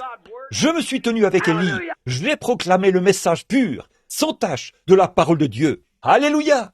Je me suis tenu à ses côtés sur la montagne du Carmel, quand il était tout seul là-bas. Je l'ai vu prier jusqu'à faire descendre le feu du ciel. J'étais avec David quand il a tué Goliath. Gloire à Dieu! Eh bien, si je suis un chrétien, je m'identifie à tout cela. Je dois être une partie de cela. Oui, monsieur. J'ai prophétisé avec Ésaïe en son jour. J'étais avec Jean au Jourdain quand il a vu la colombe descendre sur lui. Je me suis tenu aux côtés de Jean au Jourdain. Je l'ai vu guérir les malades, ressusciter Lazare, ramener à la vie la fille de Jaïrus après qu'elle était morte. J'ai vu cela. Je m'identifie à lui dans sa mort. Je suis mort avec lui quand il est mort au calvaire. Et je suis ressuscité avec lui le matin de Pâques, dans la puissance de sa résurrection. Je suis un témoin de cela ce soir. Je suis mort avec lui au calvaire et je suis ressuscité avec lui à Pâques. Alléluia! Pour que je sois une partie de lui, je dois m'identifier à lui. Je me suis identifié à lui dans sa mort. Je me suis identifié à lui dans sa souffrance. Je me suis identifié à lui quand les dénominations l'ont rejeté. Je me suis identifié à lui quand ils l'ont chassé du temple, quand ils ont cherché à jeter, à se débarrasser de lui. J'étais là avec lui. J'étais avec lui dans sa mort. Je suis ressuscité avec lui lors de sa résurrection. Et j'étais avec les 120 quand ils sont montés dans la chambre haute. Oui, monsieur. J'ai été témoin de ce vent impétueux qui est venu du ciel. J'ai parlé en langue avec les oins le jour de la Pentecôte. Alléluia! J'étais là parce que je m'identifie à lui. Gloire à Dieu! C'est vrai, j'ai prêché avec Pierre dans Acte 2. Oh, j'ai prêché avec lui là-bas. J'ai prêché avec Paul à l'Aréopage, devant les critiqueurs. Oui, monsieur, il fallait que j'y sois. J'étais avec Jean dans l'île de Patmos. J'ai eu la vision de sa venue. J'ai vu Luther. J'étais avec lui pendant la Réforme. J'étais avec Wesley. Et maintenant, je suis ici, à Yuma, en Arizona. Alléluia! Je m'identifie ce soir, ici, au motel Stardust. Un groupe de gens qui croient la même chose. Et maintenant, nous sommes assis ensemble dans les lieux célestes en Jésus-Christ. Alléluia! J'attends sa venue dans la gloire, un de ces jours. identifié à lui. En vivant, il m'a aimé. En mourant, il m'a sauvé. Enseveli, il a emporté mes péchés au loin. En ressuscitant, il a justifié gratuitement pour toujours. Un jour, il reviendra. Ô jour glorieux! Je m'identifie maintenant par le baptême du Saint-Esprit. Pas quelque chose ici dans la rue, quelque chose qui remonte à 40 ans. Je l'aime maintenant même. La gloire et la puissance de Dieu qui pardonne les péchés. Je le vois guérir les malades, ouvrir les yeux des aveugles. Je le vois prédire des choses, lire ce qu'il y a dans le cœur des gens. Je m'identifie à lui dans son ministère en ce jour-ci. Gloire à Dieu, je m'identifie à lui pour ce qui est de la délivrance en ce dernier jour. J'ai confiance que je ferai partie de cette glorieuse épouse qui viendra un de ces jours. Peu importe ce que le monde peut dire, qu'il nous traite de fous, d'hystériques ou de Belzébul ou d'hérétiques, et que sais-je encore. Je veux continuer à m'identifier à ce groupe-là. J'y suis toujours, j'y reste, j'y suis né, je veux y rester. J'y serai toujours, parce que Dieu m'y a placé. J'y suis. J'ai quitté mon église pour venir m'identifier à une bande d'exaltés. Je suis l'un d'entre eux. Je m'identifie à eux. Ils disent, « Billy, tu as perdu la tête. » Peut-être que c'est vrai, mais j'ai trouvé la pensée de Christ. J'ai trouvé sa parole. J'ai trouvé sa présence. J'ai trouvé qu'il est le même hier, aujourd'hui, éternellement. M'importe ce que qui que ce soit d'autre en pense. C'est moi qui dois m'identifier. Je m'identifie à lui par la parole de Dieu. Il a dit, voici les miracles qui accompagneront ceux qui auront cru. Je suis heureux de m'identifier à cela. Oui, monsieur. Vous savez, une fois, un vieux maître violoniste, vous avez déjà entendu cette histoire. Il y avait un vieux violon qu'on vendait aux enchères. On voulait le vendre, mais personne ne voulait l'acheter. On disait, qui veut donner $1? Qui veut donner $1,50? Finalement, une fois, deux fois, $1,50. Finalement, un vieil homme aux cheveux gris qui se trouvait dans l'assistance s'est avancé. Vous connaissez l'histoire. Il l'a ramassé. Il a dit, donnez-le-moi. Il a enduit l'archet de colophane et a joué du violon à quelques reprises. Les gens se sont mis à pleurer. Les larmes ont commencé à couler sur leur visage, comme ça. Et à ce moment-là, le commissaire-priseur a repris le violon et a dit, qui fera une offre? A-t-il dit, $1,000, 2,000, 5,000. Quelle était la différence? Le maître, celui qui le connaissait, celui qui l'avait fabriqué, il savait comment faire ressortir ce qui y était enfoui. Et tant que nous essayerons de mener nos églises par des credos et des dénominations, nous ne réussirons jamais. Que le grand constructeur de l'humanité, celui qui a fait l'homme à son image, celui qui est en train de se former une épouse pour la même cause, que le Saint-Esprit se saisisse de son archet et joue une seule fois cette parole dans votre cœur. Et ce sera notre meilleur exemple. Peu importe le nombre de grandes églises que vous fréquentez et le nombre de noms inscrits sur le registre, ça portera plus de fruits pour Jésus-Christ que toutes les églises, les dénominations, les credos, les églises du monde et les organisations du monde entier. Il est en train de former une épouse. Oui, monsieur. Il est en train d'en détacher les morceaux maintenant, d'en ôter le monde. Oh, l'adhésion à l'Église, les credos, les dénominations et les dogmes, tout cela doit être retranché de l'Église.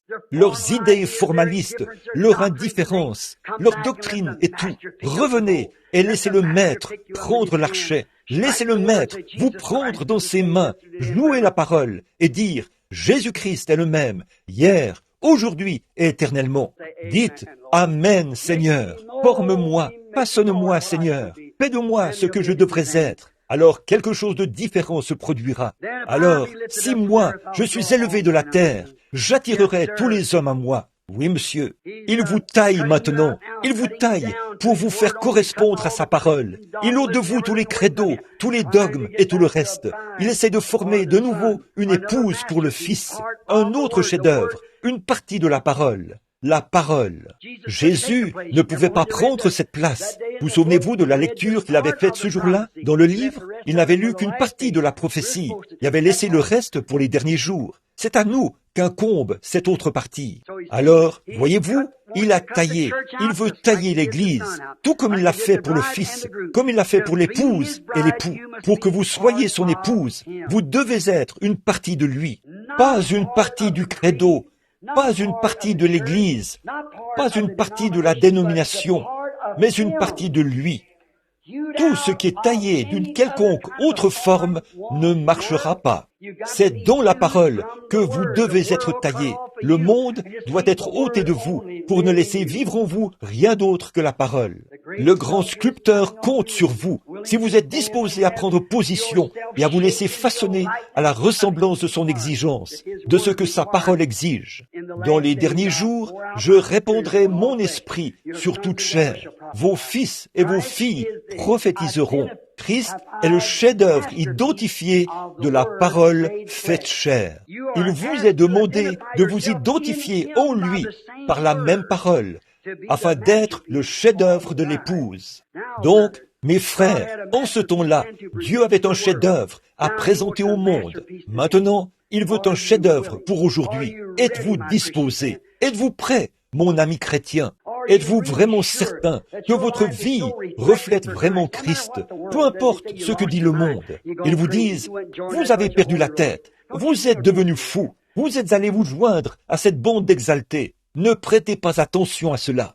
Si vous n'êtes pas vraiment, réellement sauvé, et dans ce corps, et que la parole de Dieu est en vous, et qu'elle se reflète, et que vous reflétez la vie de Christ, mon frère, ma sœur, ne prenez pas de risques.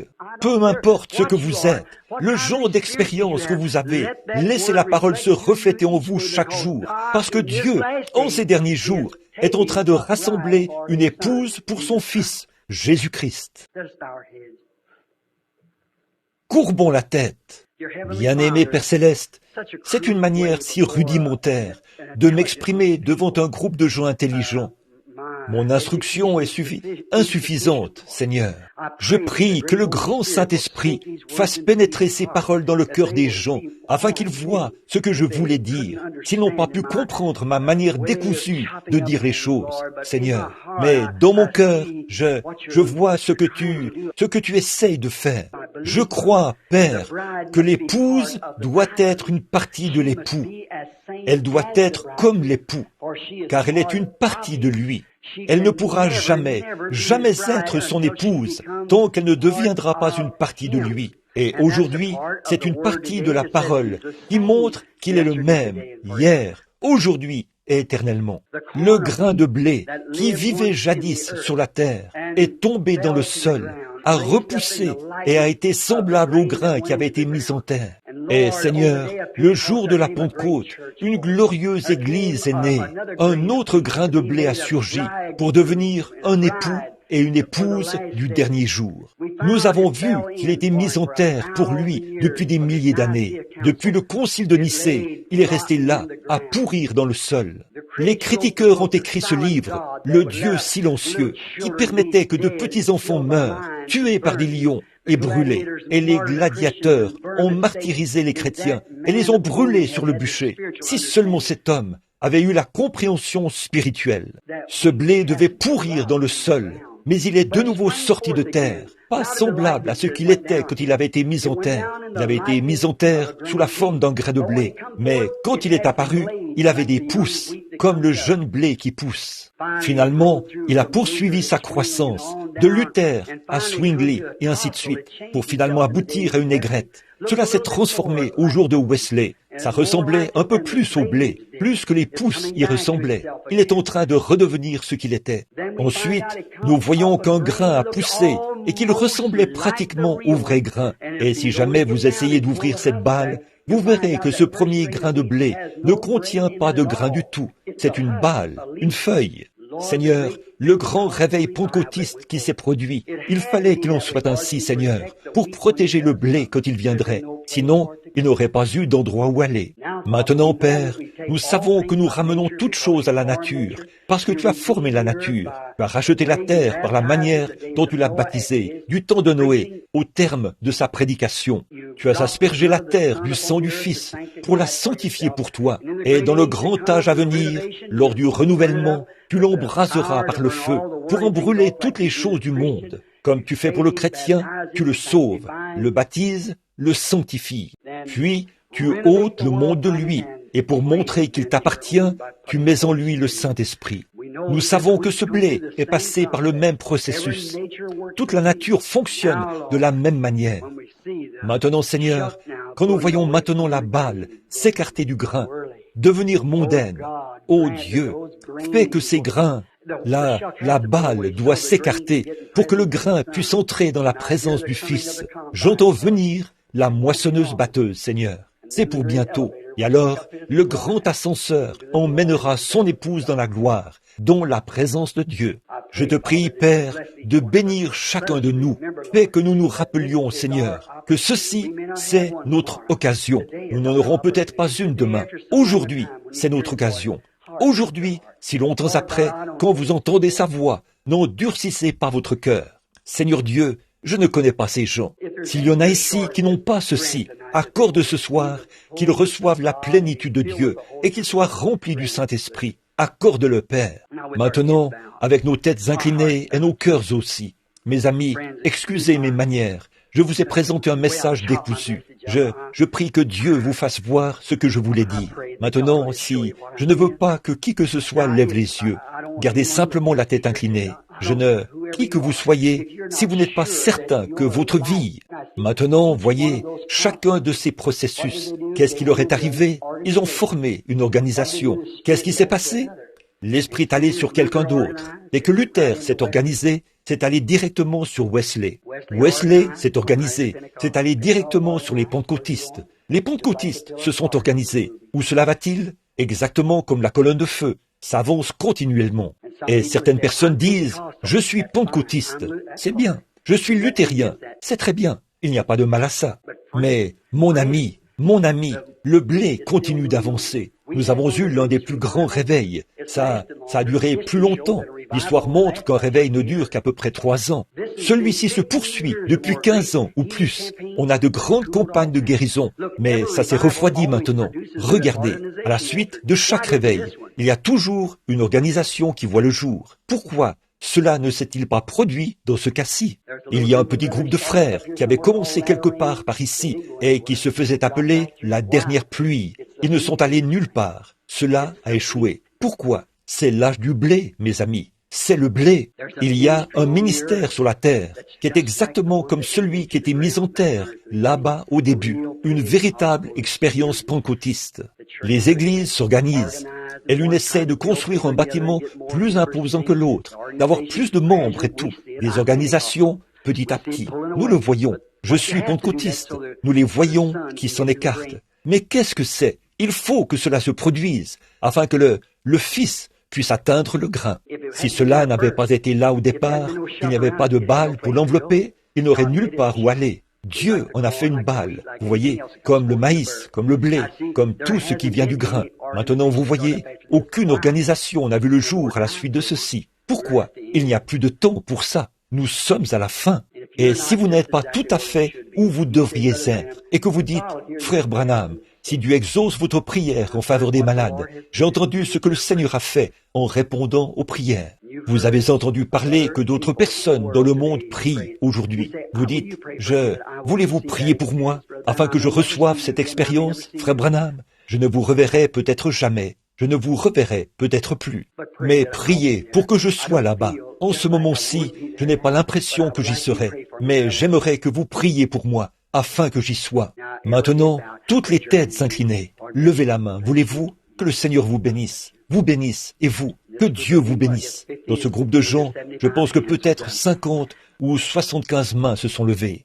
Maintenant, cher Jésus, tu es le juge. Nous ne sommes que les prédicateurs. Je te prie, Dieu bien-aimé, et si je trouve grâce à tes yeux, exauce ma prière. Tu as vu toutes les mains qui se sont levées.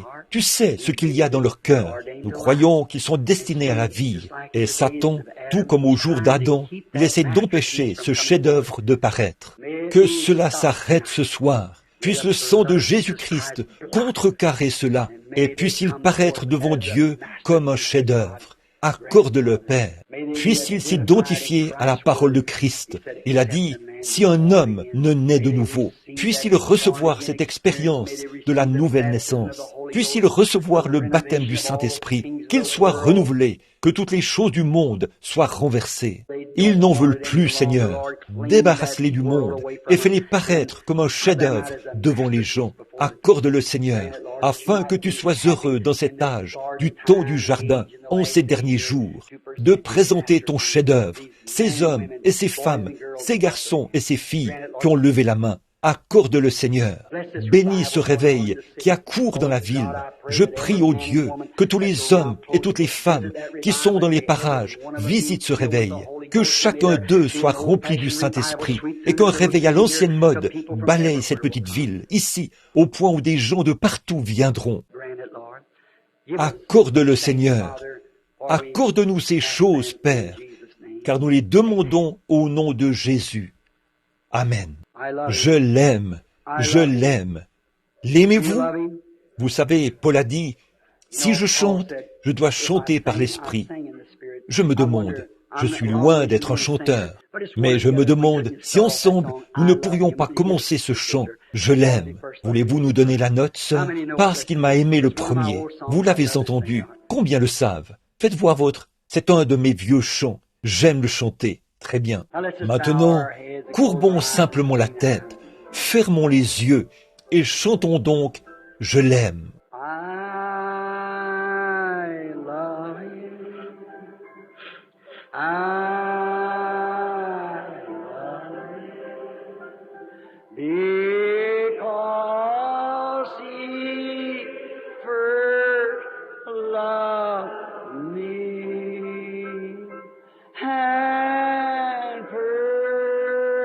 Just my salvation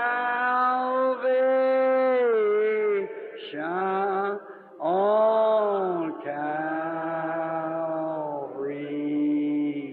Street. Let's hum it. Fredonnons-le. Un jour, des arcs-en-ciel balayeront le ciel. La trompette sonnera. Les morts en Christ ressusciteront. Oh, combien nous le désirerons à ce moment-là.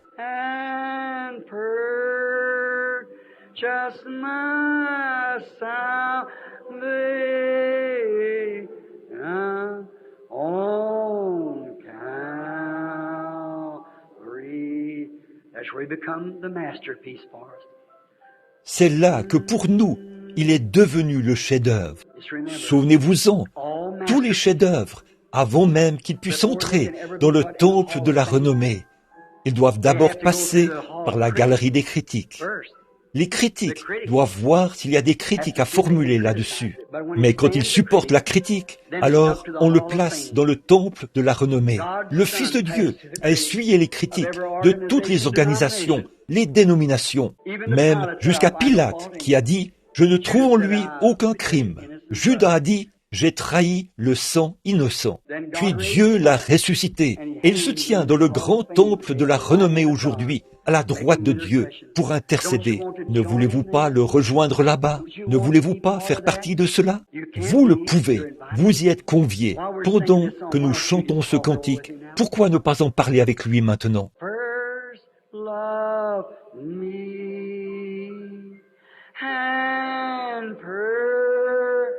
Just my salvation on Calvary Street. Pendant que nous le chantons à nouveau, j'aimerais que vous serriez la main de quelqu'un en face de vous maintenant, de l'autre côté de la table. Dites que Dieu vous bénisse, amis chrétiens, que Dieu vous bénisse. Priez pour moi, que chacun de vous le fasse maintenant, alors que nous le chantons de nouveau.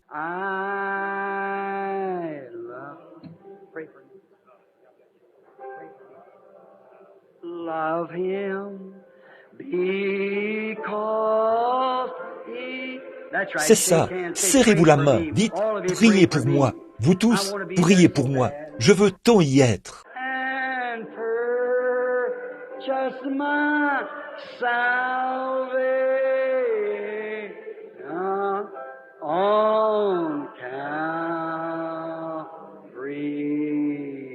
Street. Maintenant, courbons la tête, fermons les yeux, levons les mains et chantons-le lui maintenant. I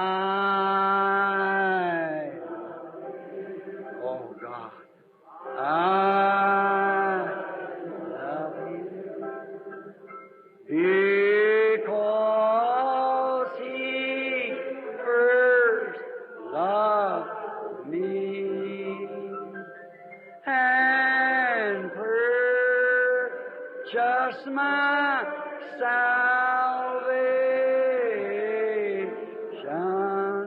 on Calvary. Look at your Regardez votre chef-d'œuvre qui est suspendu là. great sculpture. Toi, le grand sculpteur, le grand Dieu qui a créé l'homme, qui l'a formé et l'a façonné à ton image. Je te prie, Seigneur, de nous prendre ce soir. Que ce soir soit pour nous une soirée mémorable, vraiment inoubliable. Fais que ce soir, Seigneur, ce soir, ici même, au motel Stardust, des hommes soient façonnés par toi pour refléter l'image des fils de Dieu. Accorde-le, Seigneur. Ô grand sculpteur, tu es le seul qui puisse le faire. Seigneur, prends ta parole et façonne-la dans chacun de nos cœurs, afin que nous soyons tes chefs-d'œuvre en ces derniers jours et que nous soyons appelés l'épouse de Christ. Que d'autres hommes puissent voir que c'est si réel et qu'il y a une grande joie à vivre pour lui. Seigneur, en ce jour où même nos églises perdent leur sincérité, on a l'impression que tout est devenu à la Hollywood, Seigneur. Que s'est-il passé? Ils ont recherché ce qui brille plutôt que ce qui rayonne.